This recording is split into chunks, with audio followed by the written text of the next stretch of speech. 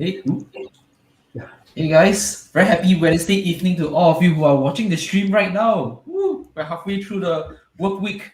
Uh, my name is Wei Yuan, together with Julius, who we are part of Big O, and joining us is also Lawrence, who's from Google Developer Space. So yeah, very good evening to all of you guys. How you guys doing? Great, Very great, good. great. Very good. Yeah. Rainy morning, rainy afternoon, and rainy evening. Yeah, it's a cold night. Yeah. Cold and Good time to comfortable. sleep. Mm. But anyway, today we have a very exciting program for all of you folks who are watching at home. It's the Android Dev Summit Extended. For all of you guys who are excited about what was announced during the summit itself, I think we're going to have a lot of cool content being related to us by two experts in this field. So, yeah, without further ado, let's go into today's program. Yep. So yeah, hi everyone. Welcome and thank you for tuning in the live stream tonight. Yep. So we have a very good line of speakers tonight. So please make use of the live chat to ask questions, which we'll get to after the end of each speaker session. So before we begin, right? Let me briefly introduce what we do and who we are. Google Developer Space is a platform for developers and startup around the region to learn, connect, engage, and be inspired. I'm Lawrence from the Google Developer Relations team. As part of the team, we aim to empower and connect the community to our people, programs, network, and technologies, be in person or online like tonight. Please remember to actually ask questions because they are actually pretty, really well, very knowledgeable. They know about the content. Yeah. Back to you, Nguyen. Awesome. Thanks, Lawrence. So to our socials, I think this is the important stuff that we want to let you guys know. Mainly, our programs that we usually like programs like this that we are circulating about that we want you guys to learn from. Usually, we'll post these events on our different social channels, on our website, mostly on our Facebook page. So do follow those pages. That's where you get all the latest news of all the different things all the different events that we'll be hosting. And of course, as always, make sure you like, share, and subscribe. If you're on YouTube, make sure you do that. If you're on Facebook, of course, give that video a like and yeah, show us some support. We greatly appreciate that. Yep, same thing over here. So if you like our content, so please remember to subscribe to all our social media channels to get the latest update of all our events. Super cool. And before we go to our speakers, we finally have a title. If you've been following us for the past couple of months, this is always like coming soon, but it's no longer coming soon. In less than 3 weeks' time, or probably about 3 weeks' time, VE will be coming to us and share with us, how is it like to grow as an individual contributor for the past 20 years and what kind of hurdles did she run into, and also how is she able to actually share with you some thoughts on how you can speed up your career, kind of don't make the same mistakes as she did, and kind of help learn from her on all the tips and tricks on how to become a good IC or individual contributor. With that, many of you probably have heard about Sagar. He's been in the Android ecosystem in Singapore for quite some time. And today he'll be sharing with us a recap of Android Developer Summit, Android Developer Summit. It's a lot of the announcement that has been done 2 weeks ago. He'll be sharing a recap to us again. And of course, please don't be shy. Please do ask questions that you may have for him, and we'll do our best to account for as many questions as we can towards the topic. That said, we're bringing up Sagar. Hi, Sagar. Hey, thanks, Julius. Hey, thank you so much. So I guess we'll hand over the mic to you. Sure, thanks. Cool. So, hello everyone. Thank you very much for joining us today, and welcome to the session for a recap on our 2021 Android Developer Summit. So, my name is Sagar, Developer Relation Engineer at Google, and I'm really pleased to have you join us today for a recap on the latest announcement on Android Dev Summit. So, without further ado, let's go into the key topics. Just before we proceed, Julius, can you confirm the slides are okay? Looking good? Okay, cool.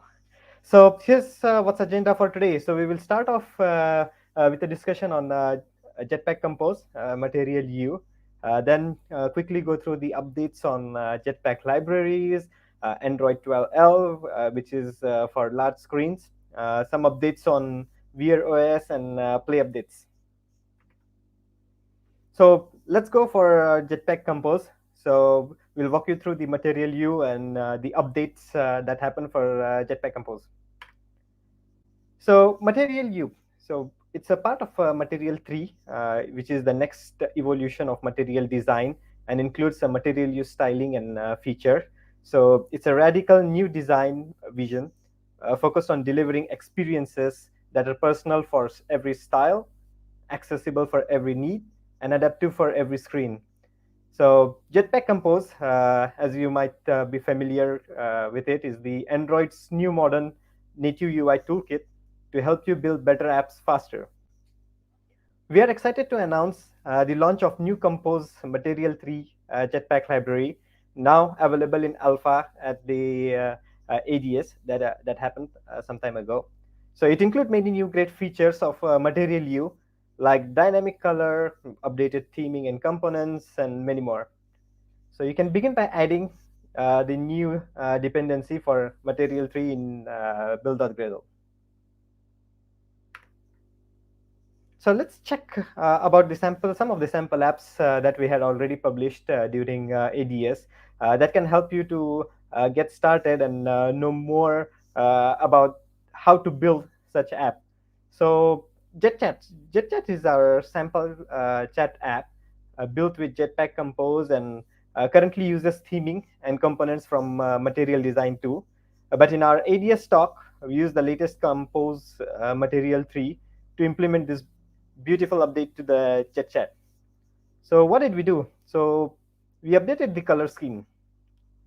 So we use the light color scheme to create an instance of color scheme with light baseline values and overriding with custom colors. Or you can use a dark color scheme for baseline default values. We provided one utility function called isSystemInDark which will determine whether the current system is considered to be a dark theme. For typography, the Material Design 3 has a new type scale, including text styles that have been adopted from Material 2. The naming and group have been simplified to display headlines, title, body, label, including large, medium, or variety of font sizes. Compose models this with a new typography class. So its parameters are named after styles in Material Design 3 type scale. For the elevation, so broadly speaking, elevation has changed from using the shadows in Material 2 to tonal color overlays in Material 3. This is a new way to distinguish containers and surfaces from each other. Increasing tonal elevation uses more prominent tone. Elevation overlays were part of dark theme in Material 2, which have now also changed to tonal color in Material 3. If you look at the surface, we have introduced a new version of surface for Material Design 3. It accepts the tonal elevation parameter and handles rendering tonal color in both light as well as dark themes. So surfaces are backing composable behind most material components. So let's take a look at how it's introduced in Compose Material 3. We have also updated components. Material 3 includes a variety of updates to component like buttons, app bars, dialogues, navigation components, and so on. These updates make use of new Material 3 theming values and include fresh new updates to each component specification. Well, since this is what we were introduced for the JetChat, if you want to get more information, you can watch our ADS talk on implementing Material U using Jetpack Compose. So all the links will be posted in the description after this chat or during in the comment sections, so that you don't have to type all the links and you have free access to the content. Next, what we introduced was the JetSnack app. So it's one of the Compose sample snack ordering app that we had developed. So state is something really important for the app. From what items to show on the home screen, allowing user to filter snacks and keeping track of shopping cart. And this is just an example, but the reality is that plays a crucial role in most of the apps. So we look to the quality on how we can update quantity in the cart item. What is state hoisting? So this state hoisting, in a very simple term, is just a pattern of moving private state out of composable. So we ideally strive to make the composable stateless. A stateless composable is basically a composable that doesn't hold any private state. So composable receive state as parameters and communicate events up in using the lambdas. So this makes composable more usable and testable, as it is not coupled to any specific way of handling data. So the state that is hoisted this way can be shared and intercepted if needed. Then managing state is done by defining the source of truth. So composable, if you look, is the simple UI element state management. If the UI element state to handle is simple, it could be placed in the composable itself. So in the example, the JetSnack app, composable hold the scaffold state. Then we can look at the state holder. So JetSnack app will be the source of truth for JetSnack's app UI. And in a nutshell, a state holder is just a plain class that holds UI elements state and contains UI related logic. This favors separation of concern by reducing composable complexity and favors the testability. And then we have view model. So view model is basically a state holder for accessing business logic plus screen state. If I would like to summarize, a view model hoists a state out of the composition. So they are responsible for the business logic of the app and decide what data to display on the screen. As usually, this data and logics come from the another layers of the hierarchy, depending on what's the structure of your app and so on. So due to this, view models are recommended for screen level composables.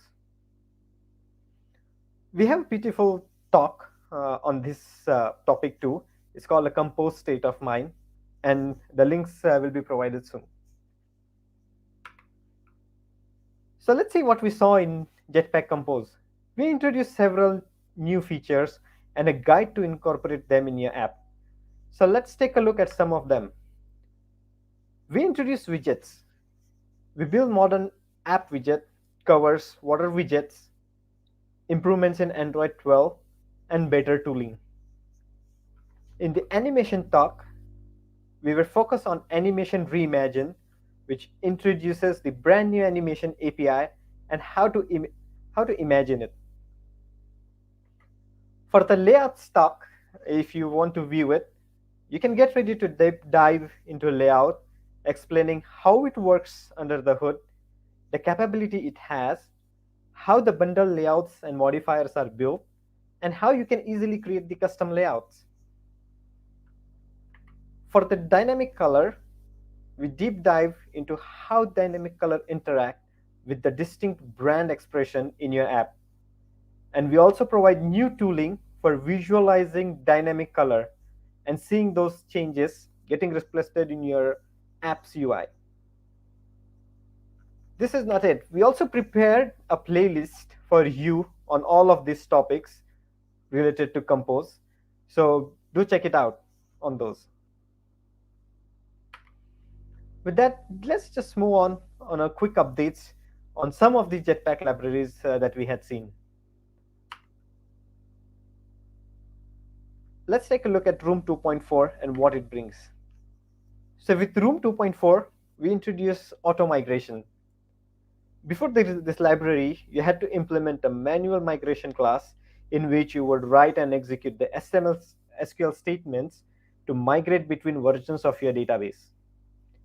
Well, it of course increased lots of verbosity in order to write all the script manually and ensure the data loss is at the minimal. But we covered it up with Room 2.4. We have made migrations easy.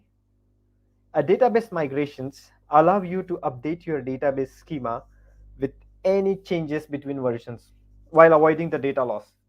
So during the migration, Room will check and validates this updated schema. All done with the use of few annotations, and the more details and in-depth analysis you could find on the videos in the link. We introduced relational query methods. To represent the relationship, we can now write a simple DAO method with a return type of map.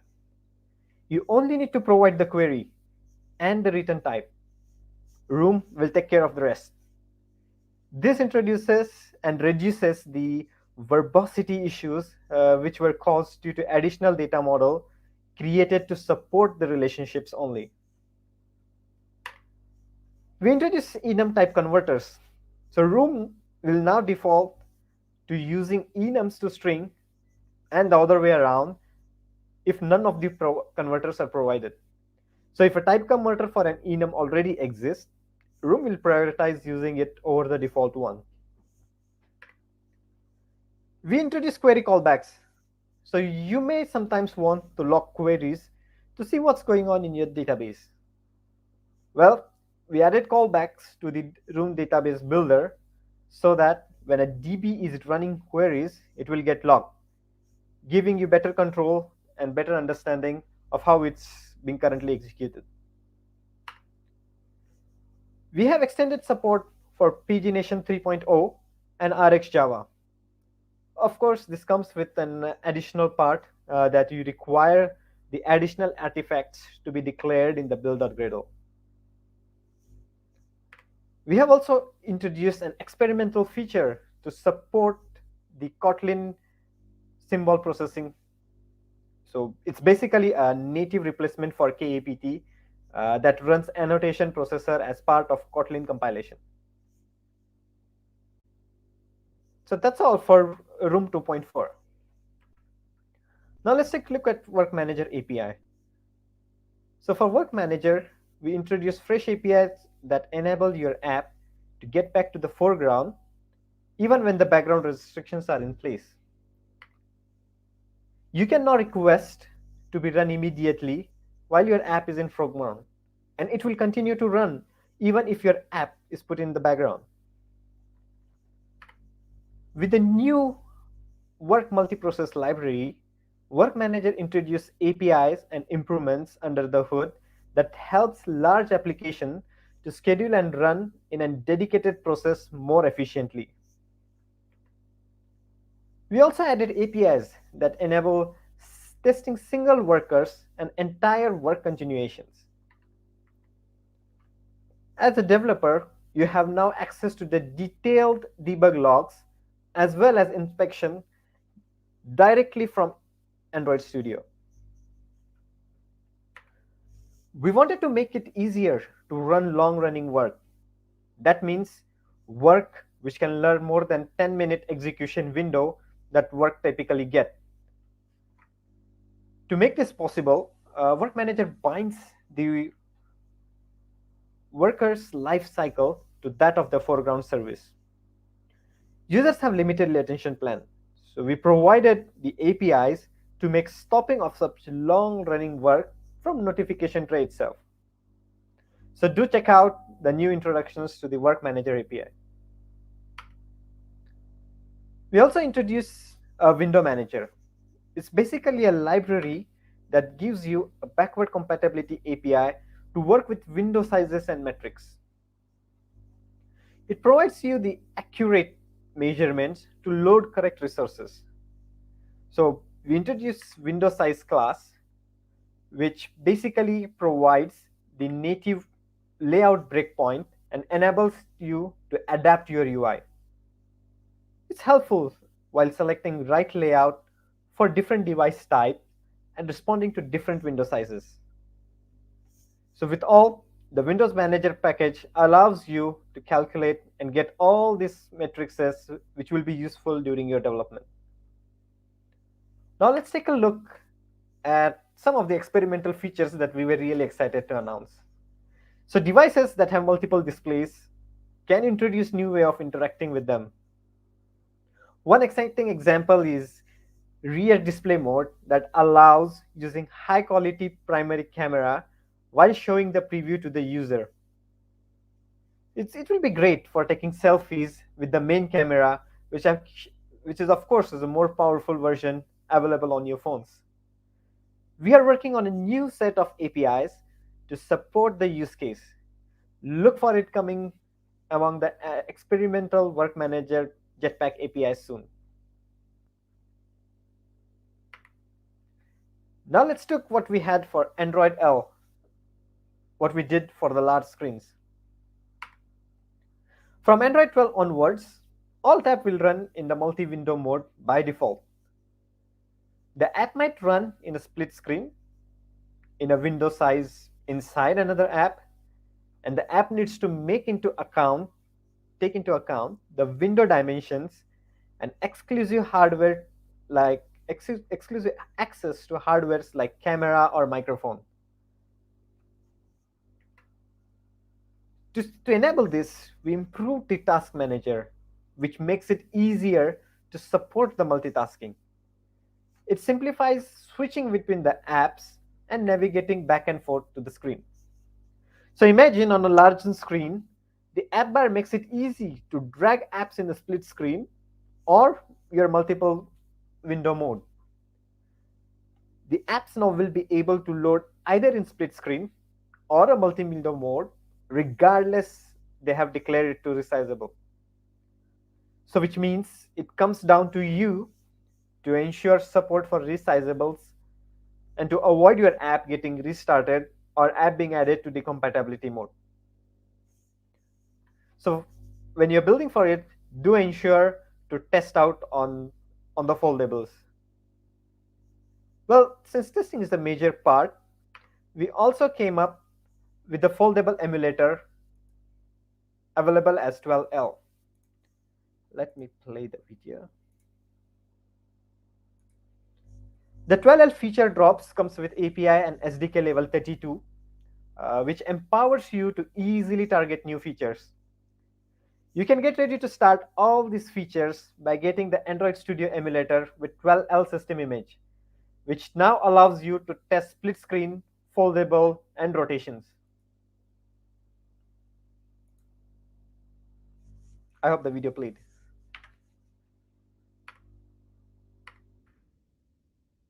So thinking about how to get started on 12 app, do check out our developerandroid.com 12L, the feature drop, and the Jetpack window manager that we just saw in the Google foldables.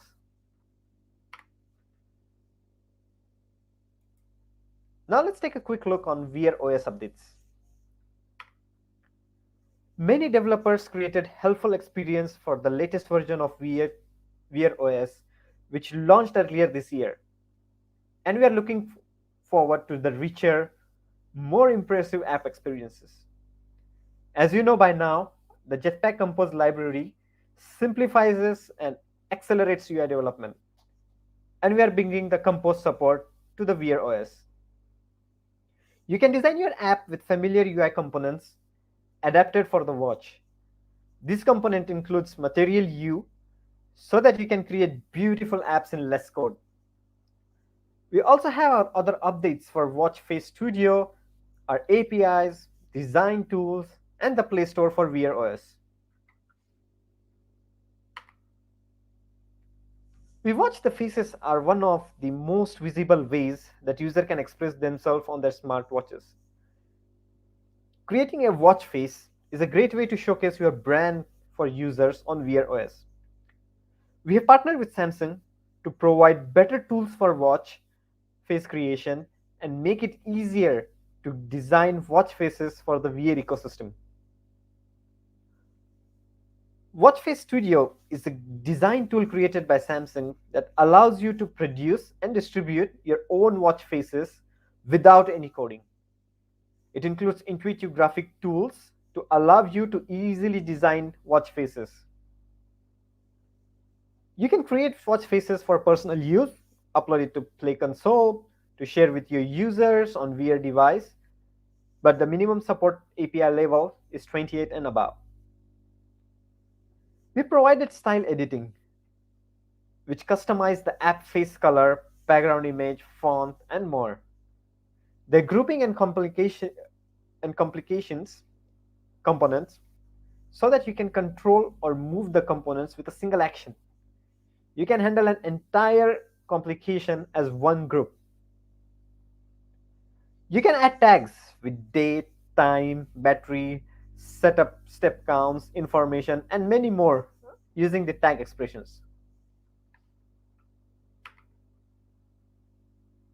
To help you follow the best practices, reduce boilerplate code, and create free-format, glanceable experience for your user, we have just recently released first 5 stable Android Jetpack libraries, which includes VR, VR input, VR ongoing, VR for interactions, VR remote interaction.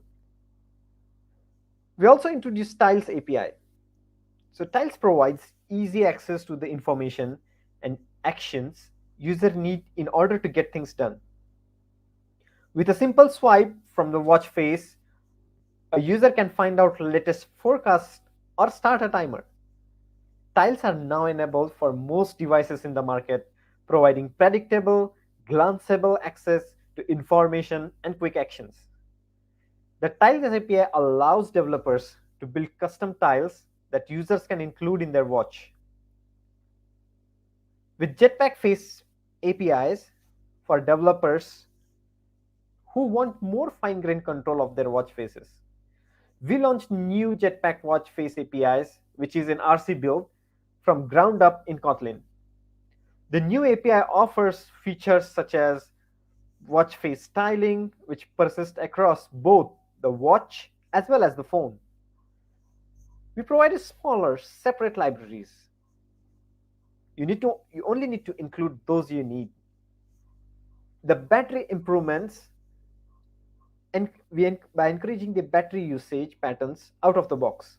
For example, we reduce the interactive frame rate when battery is low.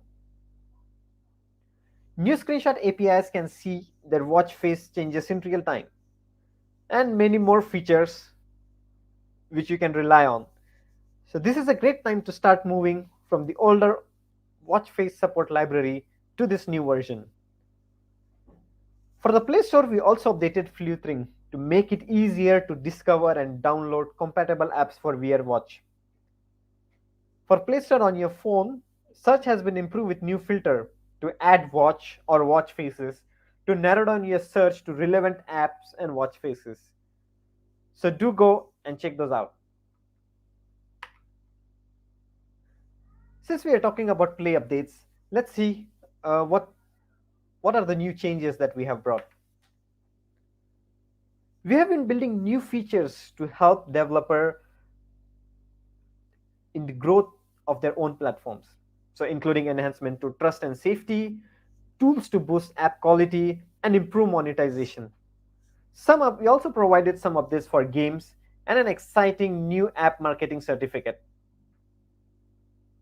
So evolving your business model to address developer need.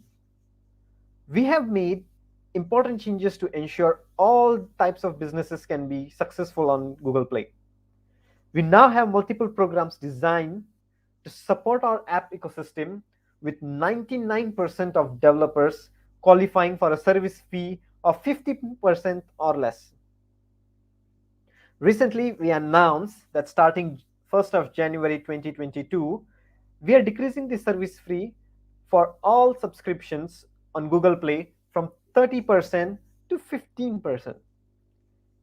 Additionally, we are making changes to the Play Media Experience program, where ebooks and on-demand music streaming services will now be eligible for a service fee as low as 10%.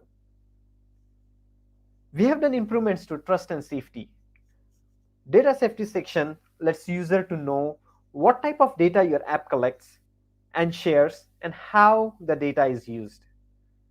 By giving developers a way to showcase your approach to privacy and security, we are not only building trust, we are helping users make informed decisions about the app they install and use.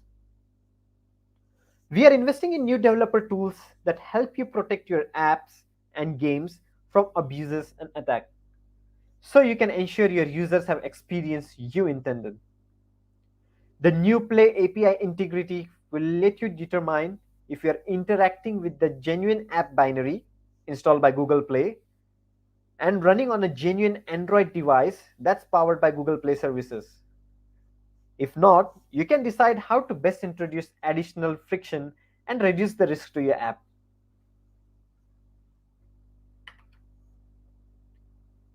We have found more ways to improve the app quality. First, we are making it easier for you to be alerted to and fix new issues with improvements to Android Vitals. Your most recent data is now more visible to you and you see issues right away. And we have added trends to filters and app version information to help you identify the source of the issues in a quick time. We also recently launched a new tool in Play Console called Rich and Devices to help you understand which features or fixes you would help to reach to most of the users of Google Play. By understanding your user and issue distribution, you can make better decisions about which specs to build for, where to launch, and what to test to make the biggest impact. We are making changes to the way users evaluate your app quality too. Starting in November, users on phone will start to see ratings specific to the register country. In early 2022, users will see ratings specific to the device that they are on, including form factors such as tablets, Chromebooks, and wearables. We have updates to help you monetize to your app.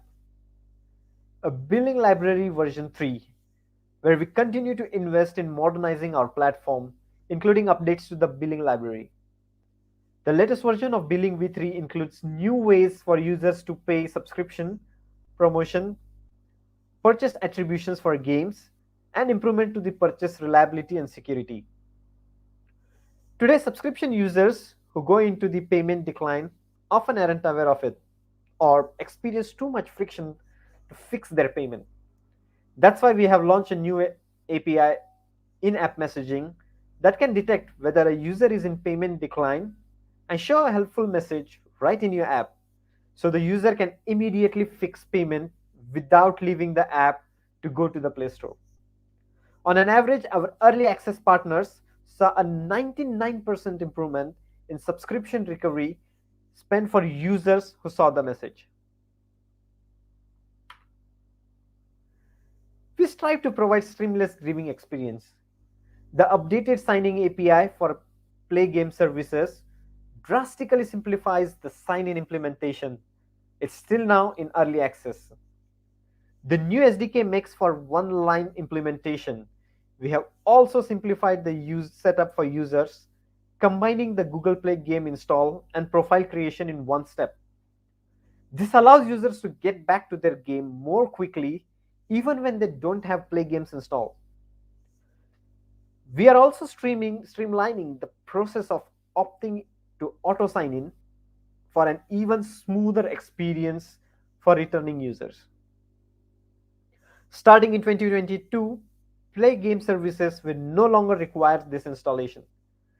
This will allow 2 billion users to sign in your Play Game Services enable games with a zero-touch experience. We announced the launch of Google Play Store Listing Certificate. This is a new program is designed to help app marketers demonstrate their proficiency and skills in Play Store listing best practices. To get certified, app makers can take online training that will help you best tell your app or game story on Google Play. You will learn key skills that will help you drive growth through high quality and policy compliant store listings. After the training, You can take the exam to get the industry recognized certificate. We also are. So that's it from my talk for this session. We would love to hear if in case you have any questions. Wow, Sagar, thank you so much for sharing such an insightful talk. It's always, every time there's a new update on Android, it's always us trying to swallow an ocean, and hopefully we can drink enough to not, to still stay alive. I think we do have. Yeah, thank you so much. And I guess for the audience, please do feel free to ask questions in the live chat. In the meantime, we do have some pre-submitted questions actually. Maybe we'll go through some of them and see how much we can accommodate for the audience also. We'll try to, of course, make sure that the live chat will have an equal opportunity to have your questions answered. So one of the questions that came in is actually with regards to Jetpack Compose, because I think everyone's talking about Jetpack Compose. And do you have any advice on like how companies can think about, migrating their current setup to using Jetpack Compose? Sure. I think what we had done in this ADS also, we released several code labs that are available to access for Jetpack. We also have a specific pathway that guides you for migrating to the Jetpack Compose. So it highlights you about how to handle your theming, your different color in case you have multiple brands for your app. It also highlights a step-by-step process on how to deal with them. And I think not only that, we also support some interoperability. So you doesn't need to have 100% Jetpack Compose app on the day one, but you can slowly progress towards it. So I can share also the links to these code labs that help you with this migration. Super cool. Thank you so much. So you see, we have some sentiments from our audiences. So just to bring one up, I think someone's mentioning uh, definitely positiveness towards the emulator being able to what's that, show the affordable UI. And I think we do have a pre-submitted question along those same lines. So I'm going to bring up that question. So does the foldable emulator in the Android Studio support portrait flip phones apart from landscape? Yeah, I think so. If you're referring to when you close it and you can see in front, yes, yeah, I'm not sure the video played. So if you see the video, you can actually fold it and have a pro portrait flip to test out your apps. Okay, we have another pre-submitted question in. So gonna pick it up. Okay, so for Google Play ratings and reviews, will I be able to see reviews outside of my country? Reviews different from my phone model. I think there were certain restrictions on about updating countries from your play settings. I know previously, long time ago, you could change it, but currently, I think that's kind of restricted. But whether or not to see review, I think I need to check on it if we are planning to make it possible that you will see the reviews outside of the country. Awesome. Cool. I think we still have another question for Jetpack Compose. Is there a minimum Android version that Jetpack Compose support? I think we were trying to get it down as low as API 14, if I'm not wrong, if my memory is good. So, so we were also trying to, because it's a library, so we are trying to be mindful to ensure that the apps, I mean, we see the distribution rate on how many minimum levels you need to support. So we got it covered for backward compatibility. Sounds good. It looks like it's something that we are strongly encouraged to do for the, probably for 2022 to start migrating to Jetpack Compose and enjoy the benefits. Yeah, I think we also have several cookbooks and samples out there for variety of complex UIs and the most common patterns that you normally see with recycler views and so on. Although we don't have recycler views going towards in Compose, but you can find all those material in the code labs. Cool. Thank you so much, Sagar. Okay, we have one question from the audience. I'm going to pull up a question from Wen Long. So yeah, is fragment performing will it no longer be used in Jetpack Compose? No, I think we still have fragments in. So your fragment is actually hosting like a container, and on top of it, you'll push all your compose layout. So we are not running away with fragments yet. Awesome. I think there's still another one. Let's see. Uh, okay, I'm trying to pull it out now. Okay, there we go. So earlier you did talk about Android 12L, whereby you can have multiple apps side by side. But then, like, is there a particular aspect ratio? Let's say, for example, I have games, and I want to preserve certain aspect ratio for certain reasons. Can I define that in my app? I think ideally we provide a way that you calculate this type of aspect ratio and maintain. But based on my testing so far, I found out that the aspect ratio is currently maintained for the multi-video mode. But we only tested like few of them. So ideally we should be supporting the ratios and not but it also depends on how you handle it. So as I said during the talk, you need to ensure that you have smooth when you fold, flip, unflip, that you check the appropriate measures. Because right now we have something called multi-window. Then we have something called split screens. So you need to use the window manager to ensure you properly calculate the dimensions that need for your app. Because I see some apps, if you don't calculate it, will get stretched, especially on the square size screens when you unfold it. Right, that makes sense. That makes sense. Thank you. Okay, we have a follow-up question from Wen Long. So yeah, I think following up from the earlier fragment question, so you're saying if Composable is some sort of UI, then what is the need of fragment at this stage? Oh, I think composable, yeah, agreed. It's kind of emitting the UI, but you need fragment mostly, let's say, to manage your state, to navigation. You need some place that you will be also tying up for your view model and so on. So by default, composables are stateless. So you don't want to put too much state recording all your live data stuff inside, because whenever the recomposition happens, you might be putting too much stress. So if you have some stateful, which of course most of the apps currently have, you need to go through fragment. You need someone to take care of the states for you. So ideally we put it in view model, which is tied to some form of lifecycle owner, and so Okay, we have another question from the audience. This one's an interesting one. Pull it up first. By Horizontal. Yep. So he's asking, is Jetpack Compose as superior as Flutter? And his comment is that it seems like Flutter has more widgets that's more friendlier than Jetpack Compose. yeah. That you can argue whether it's a superior to Flutter, or Flutter has more widgets. We just launched the 1.0 for Compose. As we were saying in the videos, we are looking at Jetpack Compose as a UI design for next 10 years.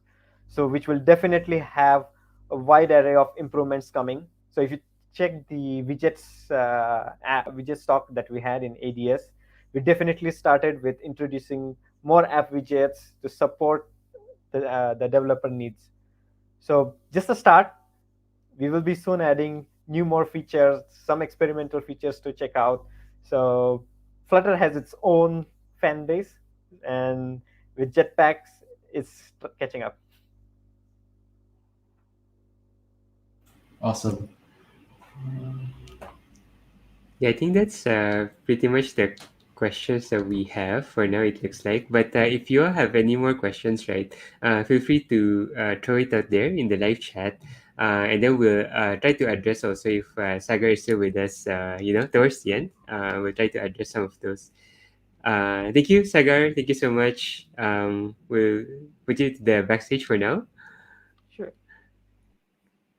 Okay, so the next speaker is actually no stranger to us. Shato has been in the Android community in Singapore for quite some time already, and many of you have probably interacted with him one way or the other.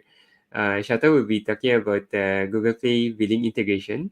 Without further ado, Shato, hello. Hello. Hey guys.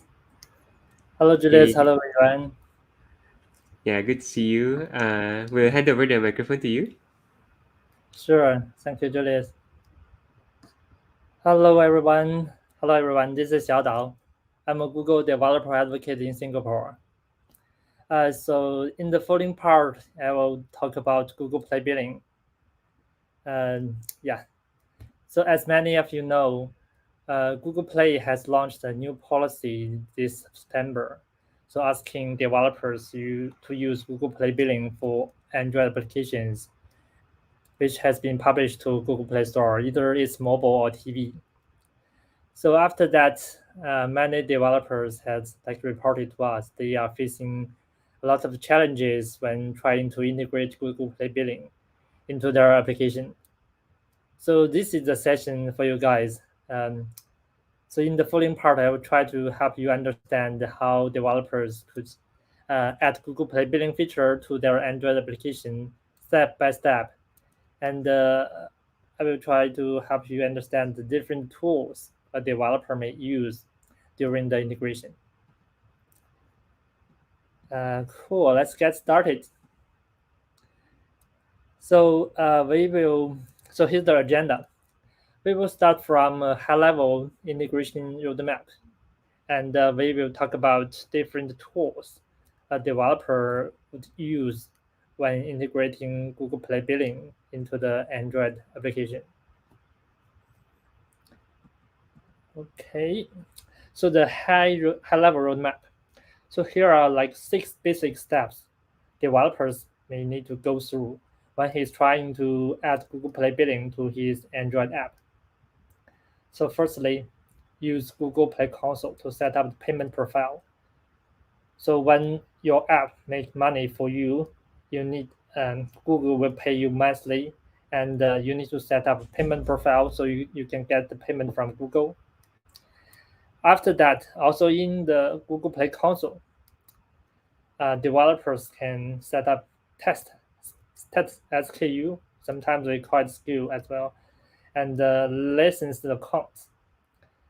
So the SKUs are the product, the in-app purchase, either in-app purchase or subscription you are going to sell to your users. And the licensed accounts can help you to test the Google Play billing feature in your test environment. Then the next part, developers are actually start to do the coding part with Android Studio, adding Google Play billing library to your Android app. So other than the Google Play billing SDK, developers can use Google Play Developer API. It's a backend API. And we can also leverage real-time developer notification. We call it RTD as well. We are going to cover these topics in the following slides. If you have a large catalog, if you have really a lot of product to sell in your app, you can use Google Developer API to manage them from the server side instead of using Google Play Console. And the last step, after everything done, you can check your financial report in the Play Console, how the feature generates revenue for your app. Okay, so let's walk through the tools we are going to use when adding Google Play billing to the app one by one. So the first tool is Google. So I think many developers are pretty familiar with Google Play Console because it's the tool every developer use to upload the app, testing their app in with internal sharing and on the test track. So with Google Play Console, we can create SKUs as well, either for in-app purchase or subscription. And we create licensed accounts in the Play console. We manage payment profile and extract insight from the console as well. So here's a slide talking about setting up payment profile in the Play console, but it's quite straightforward.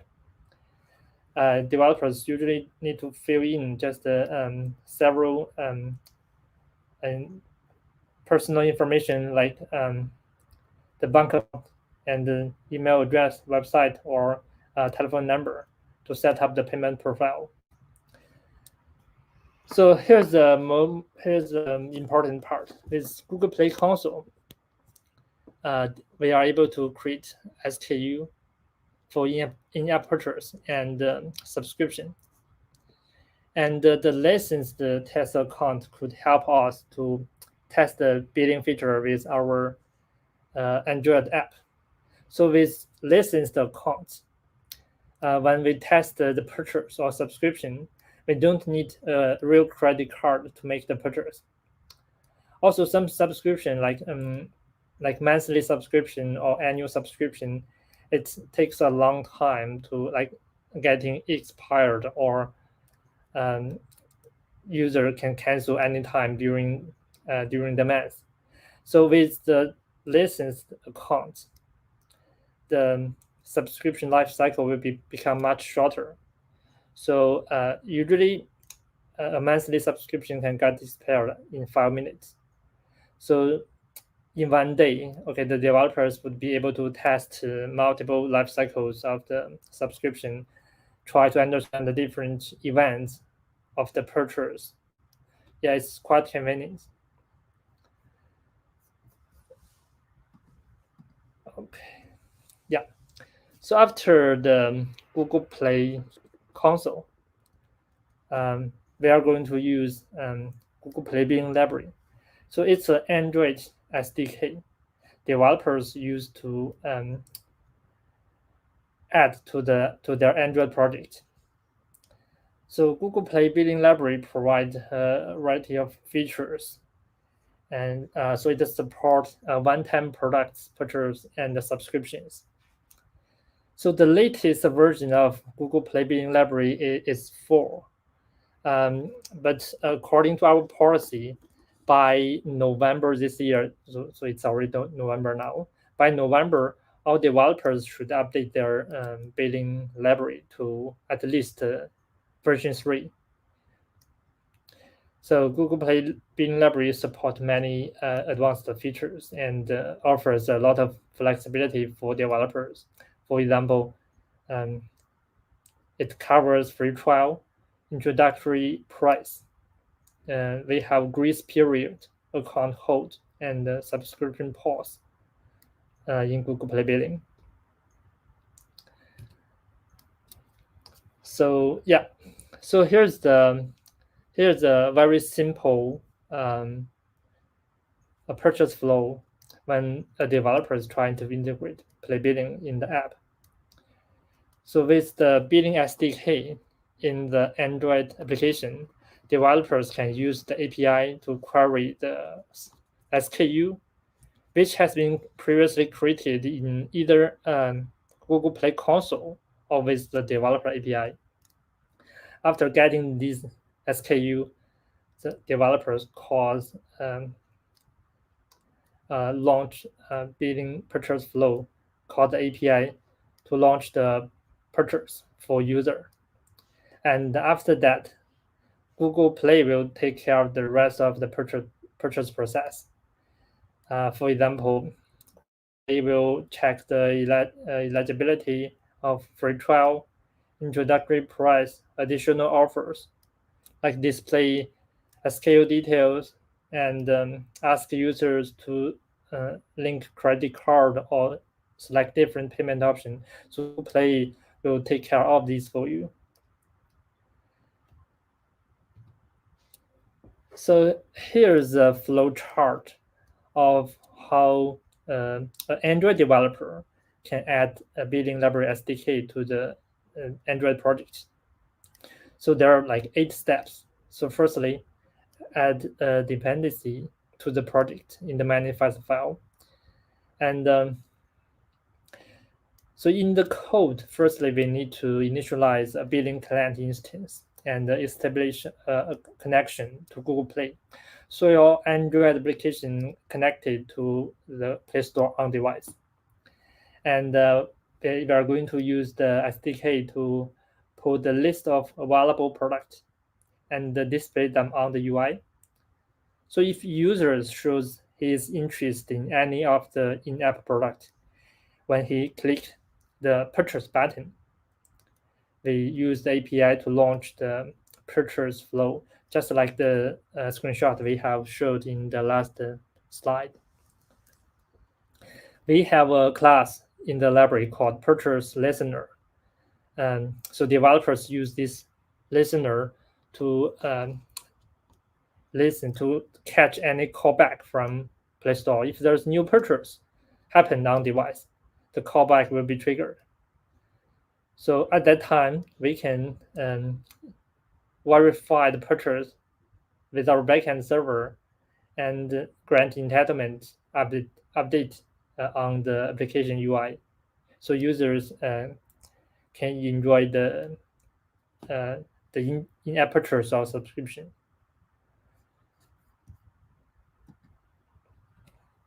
Okay, yeah. So there's two concepts, and many developers got confused about the billing purchase. So we have two concepts. One is called purchase token, another is called order ID. Both of them are a string, but they represent different meaning. For purchase token, it is represent an entitlement for the product on Google Play. For example, a user has paid for a specific SKU in your product. They are going to issue a purchase token to the purchase. And then the order ID is a string that represents a financial transaction. You know, when people purchase the in-app product, they pay with credit card, either credit card or other payment options. When their financial transaction, an order ID will be generated. So I can give you an example. For example, in the Play console, actually developers are able to generate promotion code and share it with users for free. So with this promotion code, users of the app can redeem certain in-app purchase in the app. And in this case, the app will grant entitlement to the user. For example, give them some diamond in-app virtual currency, diamond, or some other stuff to the user. The purchase token will be issued, but the user with promotion code, he didn't pay anything. So order ID will not be generated for the specific purchase with promotion code. Okay, so after Google Play Billing Library, we have the real-time developer notification. Some developers are not quite clear with what real-time developer notification can do for them. So we call it RTD info short. So after user add Play Billing SDK to their project, users already have the ability to purchase with your app. But for some purchases or subscriptions, sometimes the purchase status changed when the app is not in the foreground. For example, a subscription has expired, or a user cancels a subscription in Google Play Store.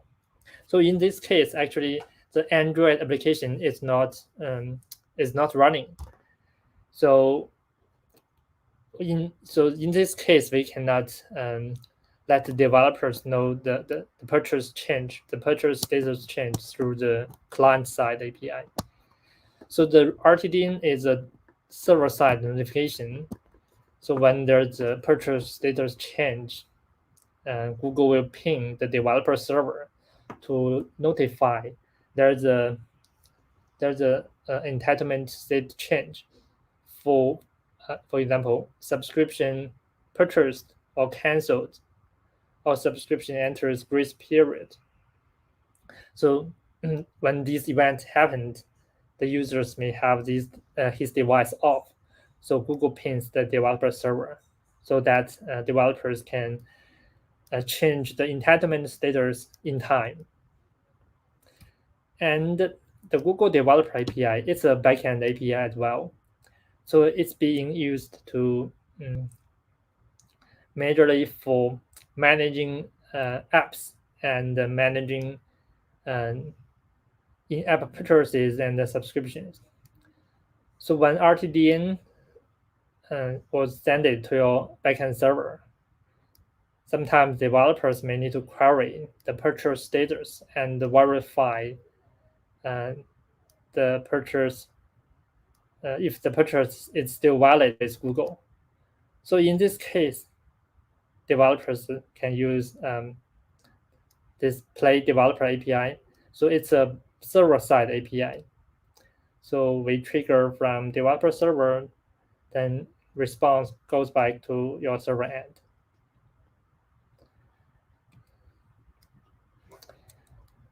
And topics about fraud and abuse. And to protect your user data and make your transactions more secure, we suggest all developers to move sensitive logic to a backend server. And we suggest developers to verify the purchase before granting entitlement with their backend server. For example, with Google Play Billing Library, you have picked up on-device purchase. We suggest you to send the purchase back to your backend server and validate with Google Developer API, then grant entitlement. Also, we have an API called Voided Purchase API. So the Voided Purchase API are the purchases has been canceled, revoked, or charged back. So if a voided purchase has been previously granted in-app items, you can use the Voided Purchase API to learn the reason and revoke or cancel the entitlement. Some types of fraud are related to malicious user who created like multiple Google accounts, and for example, like free trial abuse. So in this case, we can leverage the following API on the slide. Set of obfuscated account ID or profile ID. So after we set these parameters, we help Google to map Google accounts to your in-app account. We use this data to detect suspicious behavior and block some of the fraud transactions before they are completed.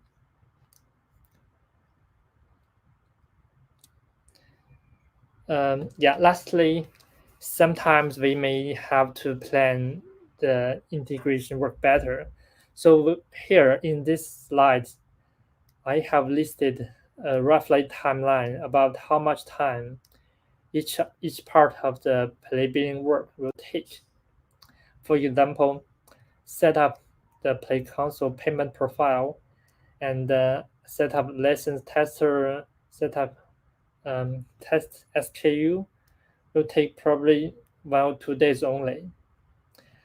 The big part was integrating Google Play Billing SDK into your application. Typically, that takes 4 to 8 weeks, depends on your business logic, like how complicated your logic is.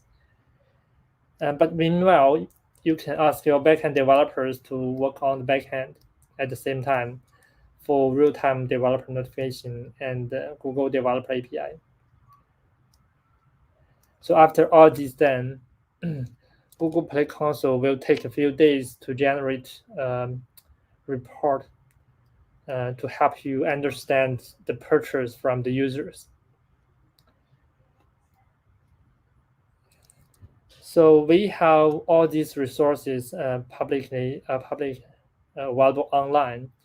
We have YouTube videos regarding Google Play Billing. We have blog post for it. We have sample code on GitHub. If you search Google Play Billing GitHub, you're going to get the URL for it. We have Code Lab and the Android developer website and developer document for billing library. So if you have any questions for billing library, welcome to put them in the comment area so we can address them in today's session as well. Yeah, that's all the content for today from my side. Thank you. Cool. Thank you so much, Xiaotao. I think this is one of our favorite topics because it has to do with money. Okay, that was a joke. Yeah. Yeah, again, as what Xiaotao has mentioned, if you have any questions, right, please feel free to put it in the live chat. But I think we can start off with some common questions that we would have run into. So some app developers, they will have services that are available in parts of the world or phones that don't have Google Play. So is it possible for people to integrate other payment solutions for countries where Google Play is not available? Oh yeah, so Google Play Billing has a dependency on the Play service on the device. So if the Play service is not available, for example, Play Store is not available in the country, Play Billing perhaps will not work. And of course, definitely you can add any payment options in your Android application. But our billing policy for Play, if you are going to publish your app on Play, so starting from this September, so Google Play Billing should be the only option. Of course, we are allowed developers to request the extension now. So if you haven't finished your work of integration, you can request extension, and it's going to be extended to next March. Yeah. I see. Thank you. Before I ask the question from the pre-submitted questions, just want to surface this out. I think you have fans in the audience. Okay, but so going to what? Yeah. So going to a pre-submitted question, and I'm particularly interested about learning on this as well. So I was looking up on RTDN, and I see that there's the integration with a Google Cloud PubSub topic. So for a company who's implementing this, what are the costs they need to bear? Like, do they have to create their own Google Cloud project? And like, is this something like, substantial enough in terms of the fees to pay in using this? Yes, correct. So the RTDN is publishing through Google Cloud PubSub service. So developers need cloud projects and need to create PubSub topic and associate the PubSub topic in the Play console. So yeah. And regarding to the usage, so I think we need to ask cloud team how much they need to pay. Is it expensive? I suppose there will be some free quota, but I don't know how much is it. And I think if you have really a lot of traffic, I'm not sure you can do it all free. Yeah. Thanks. Cool. And then I guess we have another question for Google Play Billing. So for Google Play Billing, right, does it allow you to have a member get member sort of like a promotion whereby, let's say I refer one person, then I get one free month? Okay, like bonus program, like a referral program, and just get some free treats by just referring friends. I think it's a really good feature. But so far, I haven't heard about any updates on it. Yeah, but regarding to promotion features, I think we have promotion codes like gift card and some other kind of promotion offers. But membership promotion, yeah, perhaps I haven't heard so far. drinks. Yeah. I see, understood. Yeah, there is. Also, quite curious, I guess somehow related to like the costs, right? So I think for many subscription companies, they would like to increase the price that they offer their customers over time. So is there a way to automatically increase the price of a subscription? Yeah, I think this has been a long time request from developers. And I hope I can share some good news. But so far in the public features, we don't have a solution to dynamically increase or adjust the price of the offers. But I'm sure our engineers is working hard on it, and hopefully it's coming to life soon. Cool. Thank you. Thank you so much. I think it's a follow-up to that, somewhat related. Can you offer targeted discounts with Google Play billing? Target discount, yes, definitely. This is doable with Play billing feature now. So we have promotion feature, for example, buy one get one free, and we also can give certain discount to the first purchase of the new user. Yeah, this is all possible now. Cool. Awesome. All right. I think that seems to be roughly all the questions that we have for the day. And of course, like if our friends in the audience have more questions, there's always developer.android.com that they can go to. And of course, and this information are surely available in YouTube as well. You can rewatch the same topic for today to kind of recall some of the items that were discussed. I mean, that said, thank you so much, Xiaotao, for joining us for tonight. Thank you, Julius. Thank you, Ivan. Cool. Thank you. Okay, so I guess we'll try to end the. We're just about time actually, about 9:18, Yep. almost there. Yeah. So I guess to just kind of close everything. Thank you so much once again for being with us tonight. Also, not too far from today, we have Bei from Facebook who will be sharing with us how it's going to look like if you spend the next 20 years of your career being an individual contributor. We think that this is an excellent topic for BigO, primarily also because we have always been inviting people in VP director level, and this is going to be a totally different experience to kind of see how the journey is going to look like and kind of learn tips and tricks on how you can supercharge your career as an individual contributor. So we hope to see you there.